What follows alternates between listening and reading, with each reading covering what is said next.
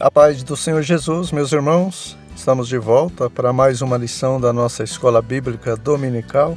Para quem está nos acompanhando pela primeira vez, nesse quarto trimestre de 2022, nós estamos estudando sobre o relacionamento entre a Igreja e o Espírito Santo.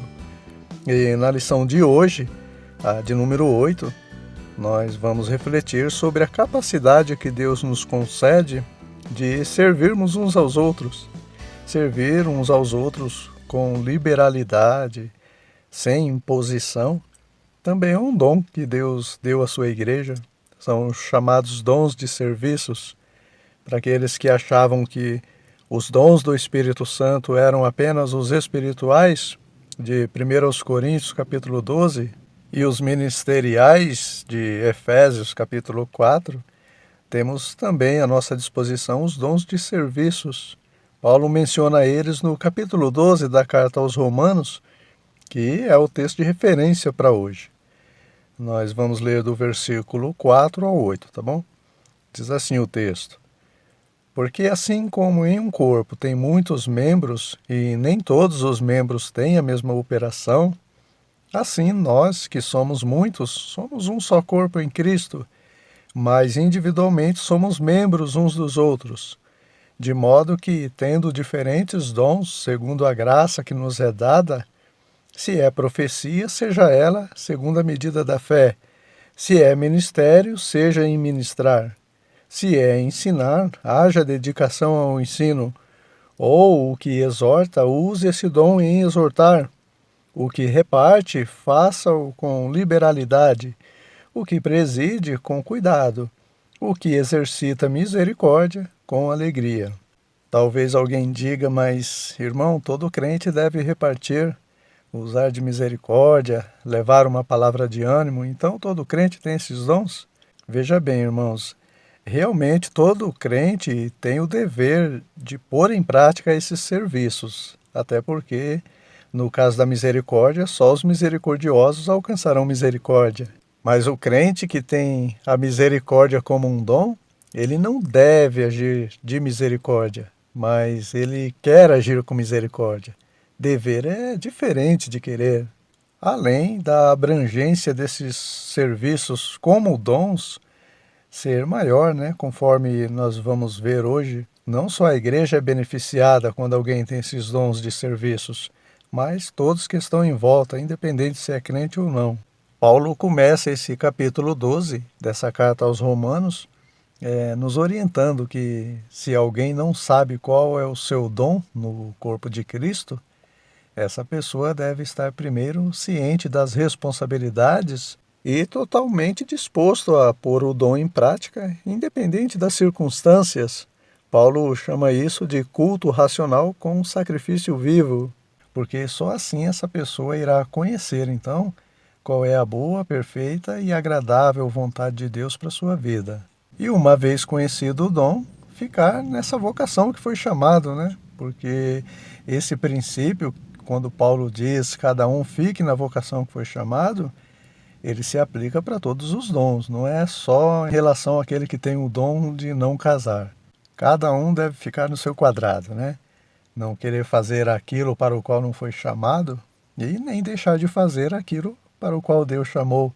Conforme nós vimos aí no texto, cada membro de um corpo tem sua função específica. Não adianta o coração, com toda a sua importância para o corpo, querer fazer a função do pé, ou o pé querer fazer a função do olho, que não vai dar certo. Não adianta o pastor, com toda a sua honra e autoridade, querer reger um departamento de louvor, e nem a regente querer fazer as funções do pastor, que não vai funcionar. Esse então é o texto base para apresentarmos a importância de exercitar os dons, ensinarmos que todos os dons estão a serviço do reino de Deus e mostrarmos como servir a Cristo através dos dons, com dedicação, com zelo, segundo a graça de Deus e com o propósito de desenvolver espiritualmente todo o corpo de Cristo, conforme diz aí a verdade aplicada dessa lição. O tópico 1 vai aprofundar sobre essa necessidade que cada membro da igreja tem em exercitar o seu dom, em cumprir a sua missão até que Cristo venha. Se algum membro de um corpo ficar imobilizado por muito tempo, ele vai atrofiar. Aí vai ser necessário exercitar ele através de fisioterapias, até que ele volte aos poucos para sua função, não é isso? Na vida espiritual funciona assim também. Uma vez que alguém nunca exerceu o seu dom, ou se há muito tempo não o exerce, né? Perdeu esse machado nos rios de aflições, seduções e preocupações da vida, esse dom vai ficar como que enferrujado, atrofiado. Então deve haver uma preocupação da pessoa que perdeu, um interesse em reavê-lo e em pô-lo em prática. Assim Deus trará ele novamente à tona, como fez com o machado perdido daquele homem lá no segundo livro dos Reis, capítulo 6, que citamos na lição anterior, né? E isso é despertar o dom que há em ti, que Paulo disse para Timóteo. O item prossegue falando sobre a necessidade do preparo no uso dos dons. Apesar de capacitado por Deus, o preparo humano no exercício do dom é essencial. Paulo, por exemplo, foi chamado por Jesus para pregar o evangelho para os gentios, mas antes de ir, ele exercitou o seu dom começando a pregar ali mesmo em Damasco. Depois ele se ausentou por 14 anos para se preparar. Só então, após a confirmação do Espírito Santo e a aprovação da igreja através das orações e jejuns, aí sim ele saiu para a sua primeira viagem missionária. Ou seja, houve o chamado, né, o dom, o preparo, a confirmação, a aprovação, oração, jejum, enfim, não é de qualquer jeito que se faz a obra de Deus, né? Que se faz uso dos dons. E mesmo com todo esse preparo necessário, o ministério de Paulo só foi um sucesso devido ao dom, devido ao chamado divino. Sem a graça de Deus, sem o chamado, sem a capacitação, todo e qualquer esforço e boa vontade será em vão. Os irmãos se lembram de João Marcos, né? Ele não foi chamado pelo Espírito Santo para aquela obra missionária. Os chamados foram somente Paulo e Barnabé. João Marcos foi apenas um cooperador influenciado por seu tio Barnabé. E ser chamado por Deus faz toda a diferença para a eficácia de um ministério. Enquanto João Marcos pulou fora na primeira perseguição, Paulo prosseguiu, passando por todo tipo de sofrimento com alegria. Não que João Marcos tivesse sido rejeitado por Deus, não é isso. O plano de Deus com ele era outro. O dom, ou o chamado de João Marcos, era para escrever o Evangelho, assim como Lucas, Mateus, João, o que também foi um privilégio muito grande. Então, meus irmãos, biblicamente, querer não é poder, como ensinam por aí. Querer só é poder se Deus quiser. Se pedirmos alguma coisa segundo a vontade de Deus, Ele fará. Quando Paulo diz que devemos buscar os melhores dons, tem essa condicional. Tem pessoas que até têm muita força de vontade e desejam fazer algo na obra de Deus porque vê o outro fazer bem, só que o outro tem o dom. Eu digo isso por mim mesmo, né? Eu não tenho o dom de louvar. Quando eu louvo é um Deus nos acuda, ou acuda a igreja, né? Toda a igreja sofre, mas quando alguém que tem o dom louva, aí todos os membros se alegram, é diferente, né? Claro que Deus recebe o louvor quando sai do coração, independente se é afinado ou não, né? Independente se a pessoa tem o dom ou não. Os louvores das crianças não são perfeitos a Deus por serem afinados, mas pela pureza do coração delas, né? Mas como ministério, tem um membro do corpo próprio para essa função. Sabe o que acontece, irmãos? Às vezes a própria pessoa não percebe que não tem aquele dom. E mesmo que ela se prepare, dom não se adquire com preparo, mas o preparo é que deve ser adquirido a partir do dom. E mesmo que tenha o dom, chega num momento que não está dando mais certo, porque chegou o momento de mudança, né? E sempre para melhor. E normalmente só quem percebe isso são os que estão de fora. É como um técnico de futebol, por ele estar de fora, ele consegue ver melhor os problemas do seu time em campo, né? Os próprios jogadores não têm essa percepção. E quando um deles é substituído, até achar ruim, sai xingando, murmurando, chutando o copo com água, né? Só que depois da substituição o time melhora, ganha o jogo. Quando não, aquele que o substituiu ainda marca o gol da vitória, né? E aquele que foi substituído fica todo sem graça, né? Agora notem, irmãos, que Os dois jogadores têm o mesmo dom, que é jogar futebol, né? Mas por uma questão técnica ou até cansaço, é necessário que haja substituição para que o time melhore, né? Na obra de Deus também funciona assim. A gente tem o caso de Elias e Eliseu. Elias tinha o mesmo dom de Eliseu, só que chegou no momento que Elias estava cansado e pediu para ser substituído, né? O técnico, chamado Anjo do Senhor, até tentou continuar com ele, dando pão, dando água e mandando ele voltar para o campo, né? Longa é a tua caminhada, mas não teve jeito. Elias reconheceu que precisava ser substituído e não reclamou, né? Pelo contrário, ele se esforçou para apoiar o Eliseu, que foi usado em dobro na unção.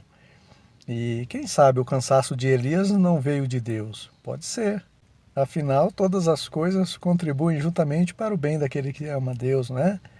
Se ele não desanimasse, ele não ia querer largar o osso nunca, né? Ia sair reclamando da substituição. Isso é uma lição para nós, né? O crente deve se esforçar para ajudar aquele que irá substituí-lo, né? Orar por ele, desejar que ele seja usado em dobro na obra, né? Elias disse que Eliseu só receberia a porção dobrada do Espírito que estava em Elias, ou seja, ele só seria usado em dobro se ele visse o Elias subir ao céu. E Elias facilitou para o Eliseu, né? Ele ia para Betel, falava para o Eliseu: olha, Eliseu, estou indo para Betel. Ele ia para o Jordão, falava para o Eliseu. Ele foi para Jericó, também falou para o Eliseu, né? Percebe, irmãos? E Deus levou o Elias sem provar a morte, e a obra de Deus não parou. Continuou melhor ainda com o Eliseu. E assim acontecerá conosco, irmãos. Um dia Deus também irá nos levar. Mas é necessário se esforçar para preparar alguém para o nosso lugar, porque ninguém é insubstituível. Fato é que o crente deve ter a humildade de reconhecer quando precisa ser substituído, que ele não é dono do time, ou melhor, da igreja, né? Reconhecer que o dom que ele tem vem de Deus, ser moderado, estar ciente que o dom que Deus lhe deu não é para o seu benefício próprio, mas para o bem-estar de toda a igreja. Foi para isso que Deus, na pessoa do Espírito Santo, nos chamou e nos vocacionou, né? E precisamos entender isso para não ficarmos passivos, apáticos, indiferentes com aqueles que estão ao nosso redor. O comentarista observa também que os dons de serviço na igreja devem ser exercidos com amor, com prazer e diferentemente do serviço quando é imposto, né? Sabe quando você vai a um restaurante e o garçom te serve super bem? Ele é atencioso, educado, mas quando você vai acertar as contas e diz para ele tirar a taxa de serviço, a fisionomia dele já muda, né? Por que que isso acontece, irmãos?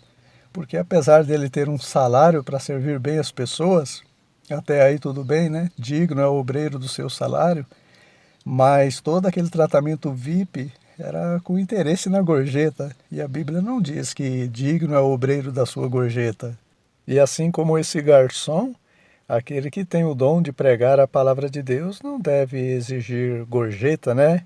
Ou oferta para servir a igreja. Ela deve ser voluntária. Afinal, ele já tem o seu salário, né? O seu galardão que o dono da obra dará. Então, nós devemos fazer uso dos dons que Deus nos concedeu, não por interesse, né? Mas por amor.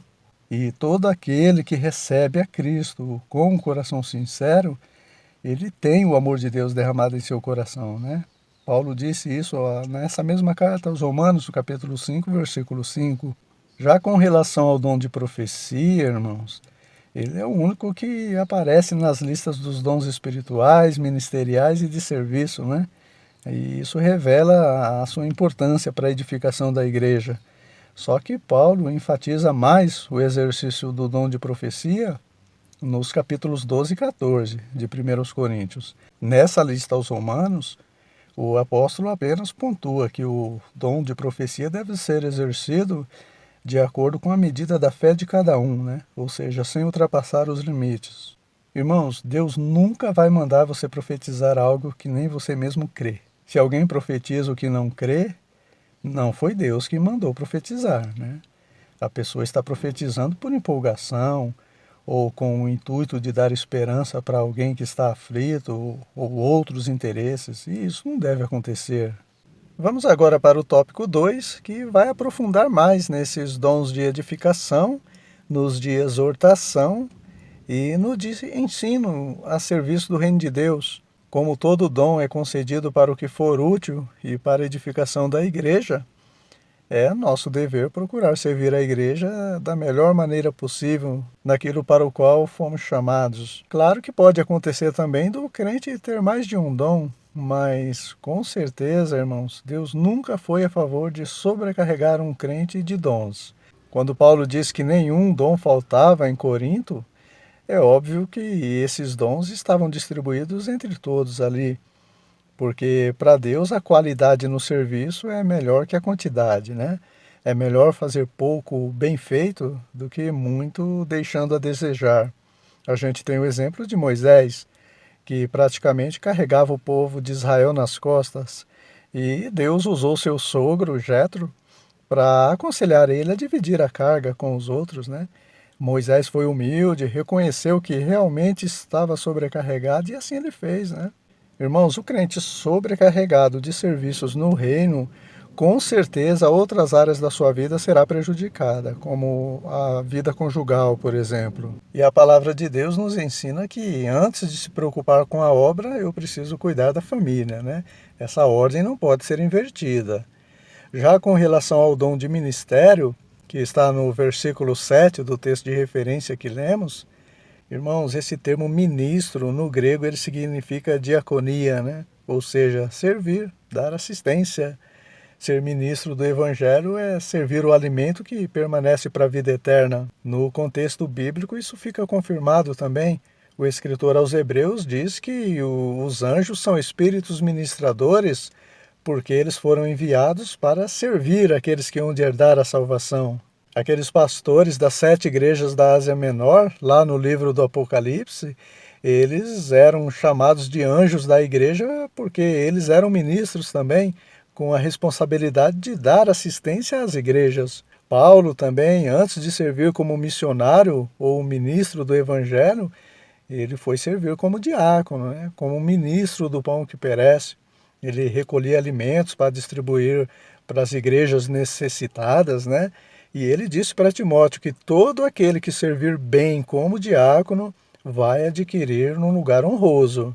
Irmãos, servir, ser servo de Deus em favor das pessoas é um privilégio muito grande, né? Pena que nem todos têm essa visão. Acham que servir é algo humilhante. Só que enquanto para os homens maior é o que está à mesa para ser servido, para Deus maior é o que serve. Ninguém menos do que o Senhor dos Senhores veio a este mundo para servir, né? Quando Paulo, escrevendo aos Filipenses, no capítulo 2, versículo 8, ele diz que Jesus se humilhou, não foi pelo fato de servir, mas no fato de, como Senhor e Criador, se submeter à morte de cruz, né? Que era a mais humilhante da época. Já no que diz respeito ao dom de ensinar a serviço da igreja, né? É o mesmo que servir também. Só que aí é o alimento espiritual, o pão que permanece para a vida eterna. Então, quando eu digo que vou ministrar a palavra de Deus, eu estou dizendo que vou servir para a igreja o alimento espiritual, em prol do reino de Deus que já está entre nós. E esse dom de ensinar, irmãos, apesar de ser uma competência sobrenatural que o Senhor atribuiu ao ministro para ensinar as verdades das Sagradas Escrituras, deve haver um empenho daquele que vai cumprir esse tão nobre serviço. Paulo recebeu esse dom, mas ele se dedicou no aprendizado antes de ensinar, né?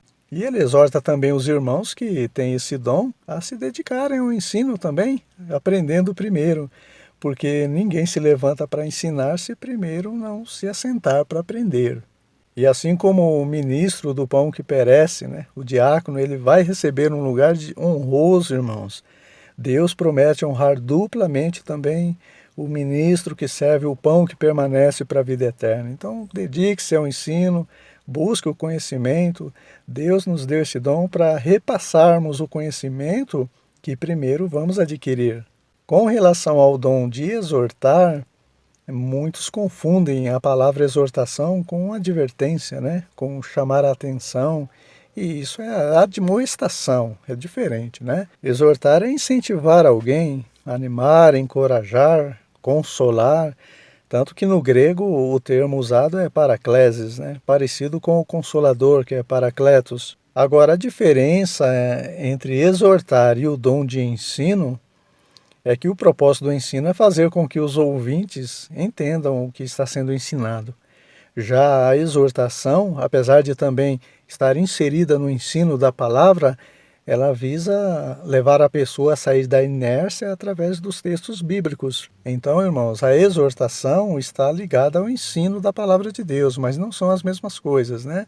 A exortação tem que ser baseada na palavra de Deus, de acordo com o que Deus prometeu e não em promessas humanas. Chegamos no tópico 3, que vai falar sobre os dons de cuidados e administração no serviço do reino de Deus, que são os de repartir, presidir e exercer misericórdia a serviço da igreja. Notem que Paulo discorre bem sobre cada um desses dons do Espírito Santo, nesse capítulo 12 da carta aos Romanos, e de uma forma perfeita e harmônica, ele vai anunciando cada um deles, né, tomando cuidado para diferenciar uns dos outros, ao mesmo tempo que ele exorta a igreja a aplicar esses dons da maneira correta também. Você observa esse cuidado de Paulo em procurar facilitar o entendimento dos seus destinatários, né? Confirmando aquilo que falamos na lição anterior, né? Que os pontos difíceis nas cartas de Paulo, que Pedro se refere, não eram propositais, eram naturais de quem tinha um nível alto de conhecimento. Paulo nunca quis dificultar nada para ninguém. Começando pelo repartir, irmãos, repartir seus recursos financeiros a serviço da igreja é um dom. E por isso ele deve ser feito com liberalidade, generosidade. Cada um deve contribuir de acordo com o que propôs no coração, não por necessidade ou obrigatoriedade, mas com alegria, né? Hoje o que se vê em muitas igrejas é o contrário. As pessoas são coagidas mentalmente a venderem suas propriedades e doarem o dinheiro para a igreja sob pena de não serem abençoadas se não fizerem isso, não é assim? Irmãos, qual a diferença entre isso e a indulgência, onde os fiéis são intimados a pagarem por seus pecados? Por isso que de vez em quando você vê um ou outro acionando a justiça para reaver sua propriedade, agiram sob pressão ou emoção, depois que a ficha caiu, só restou lamentar, né? O pior é que os incrédulos vendo isso ficam escandalizados e generalizam, né? Só que Jesus disse, é lícito que venham os escândalos, mas ai daqueles por quem eles vierem. Tem um abismo enorme, irmãos, entre contribuir com amor e contribuir sob pressão, né? Ou emoção, coação. Os irmãos da igreja primitiva tinham comunhão, eles vendiam suas propriedades voluntariamente, né? E dividiam com os menos favorecidos. Tanto que quando aquele casal de espertinhos, chamados Ananias e Safira, quiseram usar de engano, Pedro disse para eles, né? Vocês não eram obrigados a vender nada, não pegariam nada se vocês não vendessem as suas propriedades e ficassem com o dinheiro, menos mentir para o Espírito Santo sobre o valor real da venda. Então o problema não era o valor, mas o engano. E para isso, irmãos, tem que ter fé, né? Apesar do repartir ser um dom, ele está ligado à fé. Por isso que uns repartem menos, outros mais. Não importa o valor, o que importa é que a pessoa oferte com alegria, de acordo com o que propôs no coração. Já com relação ao dom de presidir a serviço da igreja, em outras versões de liderar, governar, também diz respeito a uma capacitação do Espírito Santo, não só ao pastor, mas a toda e qualquer liderança eclesiástica, né? Se não houver essa capacitação, esse dom, esse chamado, né? Essa liderança não vai suportar a pressão que um líder sofre. Paulo presidia várias igrejas e suportava as aflições de dentro e de fora da igreja com prazer, porque ele não só foi chamado por Jesus no caminho de Damasco para esse ministério, mas confirmado pelo Espírito Santo antes dele sair para aquela primeira viagem missionária. Por isso que o que preside não só sofre tudo com prazer, porque Deus o fortalece, o capacita para o chamado, mas ele tem que se dispor e buscar o preparo, né? E o texto de Romanos diz que aquele que preside deve presidir com cuidado, com diligência, porque a responsabilidade é grande ao liderar vidas, né? Deus tratava os problemas que haviam naquelas 7 igrejas da Ásia com aqueles que presidiam as igrejas, porque a igreja é o reflexo do pastor. Por último, agora, o dom de misericórdia, que nós falamos um pouco no início desse vídeo, né?